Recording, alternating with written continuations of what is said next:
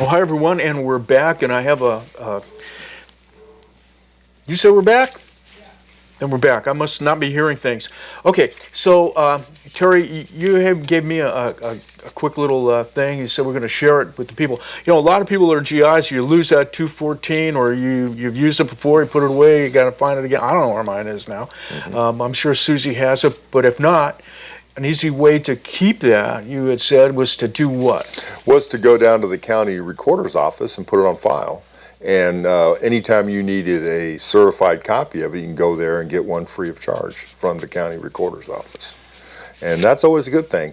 And one of the reasons I want the people out in TV land to understand is the reason this is going to happen November 11th, to get that veteran's insignia on your driver's license. If you do not have your original or certified copy of the original, please, you need to see me as soon as possible so we can order that from NPRC, and then you can get it in advance. And then that way, when November 11th rolls around, you got it in hand and you're ready to go. Is there any benefit to that, to being on your license? Well, sure. One of the biggest benefits is now you can prove you're a veteran without having to carry your DD-214.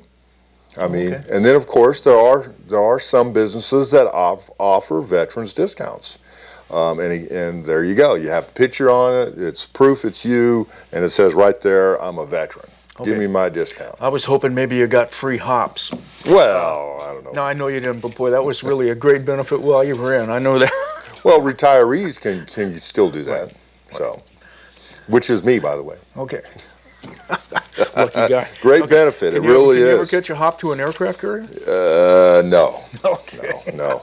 But you know, to get this on your driver's license, of course, you come to me with your DD-214, which we already spoke about. I'm going to fill out a form. I have to stamp it. I have to put my OGC number on there, and then you would take that form to the local DMV office, pay an additional $5 for that veterans thing on your driver's license. Okay, well that's really good too. Now, as long as we're dealing with the DMV, we've got something here, Cowbell license plate. That's right. Now those are license plate that anybody can buy. You do not have to be a veteran.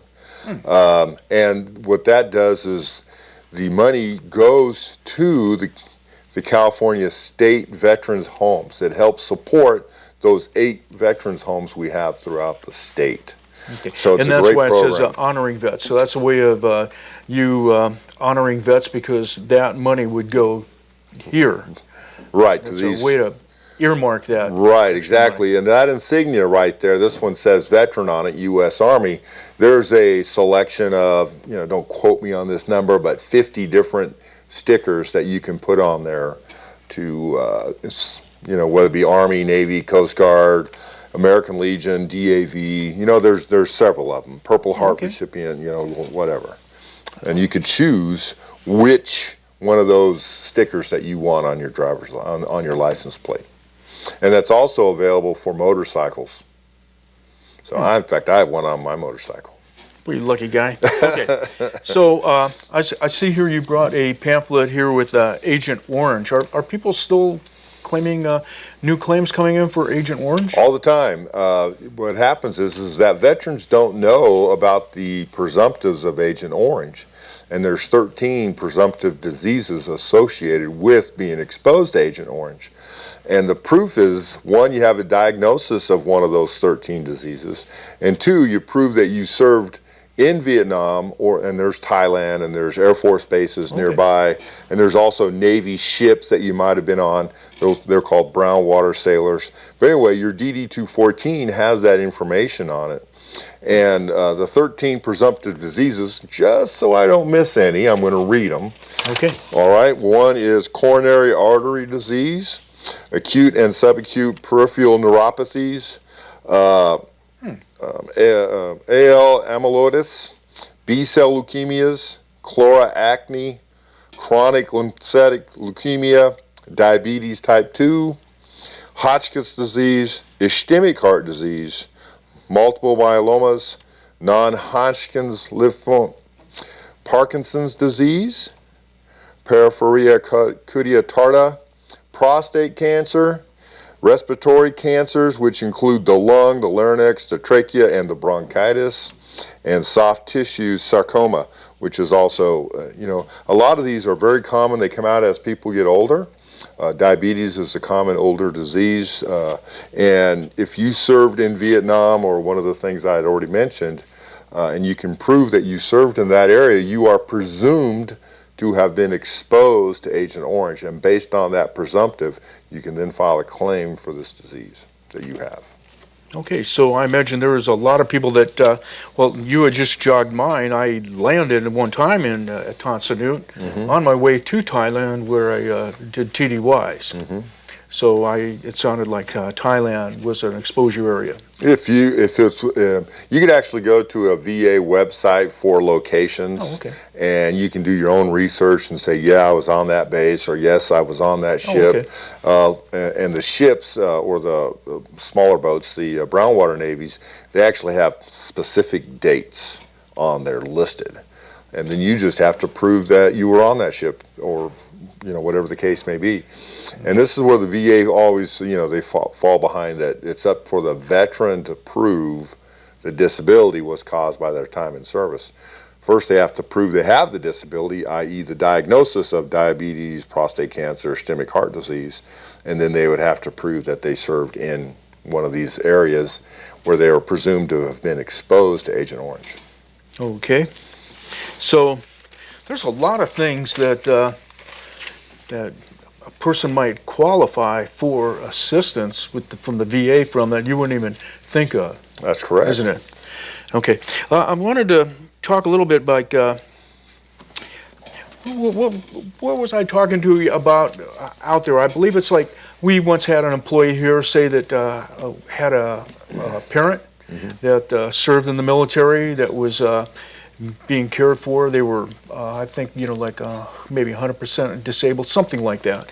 And I had mentioned to them that maybe you qualify for assisting in the care of that veteran. How do people find out about that? Well, in order to get like that. What we were referring to earlier was that the veteran was given by his VA doctor care support time, meaning that his doctor approved that veteran for 3 hours a day, 4 days a week, as somebody to come in and help them, check up on them, whatever the case may be. Then that veteran can go out and find somebody, could be a family member for that matter, to provide that service to the veteran and get paid by the VA for that service. Sometimes that's what's happening anyway, because the family member is providing that service. Right. But in order for this to work, the veteran has to be at least 70% service connected, and again, it's his VA doctor that authorizes that. Okay. I get a lot of, occasionally, I shouldn't say a lot, but occasionally I get somebody that'll come in and, I need a caregiver, I need this, I need that, and then I ask them the question, are you, 70% service connected? And of course, not of course, but normal answer is no. Well, then I have to refer them to the Non-Service-Connected Pension Program. And what is that? We have about 2 minutes if you want to. All right, what a Non-Service-Connected Pension Program is, first understand, is the veteran is in need of somebody to take care of them. And that's step one. And their doctor, their own veteran's doctor, is the one that decides the level of need required. Okay, and then the next step is did the veteran serve during a period of war? They didn't necessarily have to serve in the war. Like during Vietnam, you could have been in Germany, but you're a Vietnam era veteran. All right, so that makes you qualified. But if you serve between Vietnam and the Gulf War, during that time frame, that's peacetime, then you're not qualified for this program. You had to have served during a period of war. Okay, so there's a lot of qualifiers for all of the benefits.